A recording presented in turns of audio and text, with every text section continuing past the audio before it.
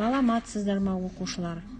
Бүгінгі сабағымыздың тақырыбы 102 көбейтемін 3, 306 бөлемін 3 түріндегі жазбаша көбейту және бөлу.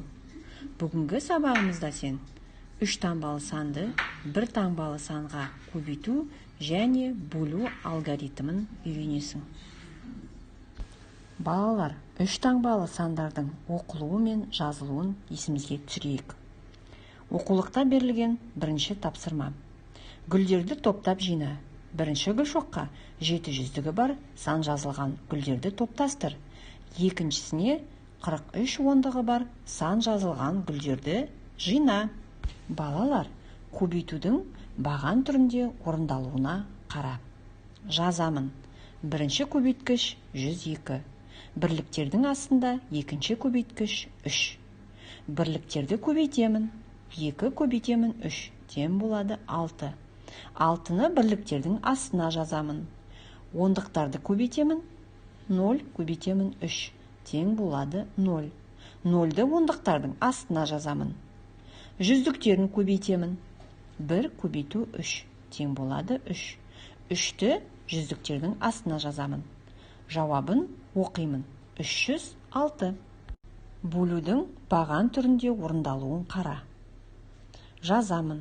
Бөлінгіш 306. Бөлгіш 3. Бірінші толымсыз бөлінгіш 300-дік. Бөліндіде 3 цифр. Жүздік, ондық, бірлік болады.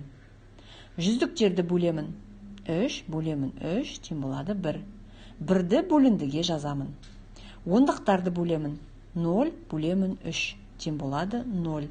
0-ді бөліндіге жазамын. Бірліктерді бөлемін. 6 бөлемін 3 тең болады 2. 2-ні бөліндіге жазамын. Жауабын оқимын. 102. Назар аудар. 0-ді кез келген санға бөлгенде әрқашан 0 шығатындықтан қысқаша жазуға болады. Балалар, оқулықта берілген мәтіндік есепті орындайық. 7-ші есеп. Бақта 20 түп шырша, 102 түп жай бөртегүл, және одан 2 есе артық парсы бөртегүлінің бұталары өсіп тұр. Бақта барлығы неше түп бөртегүл өсіп тұр?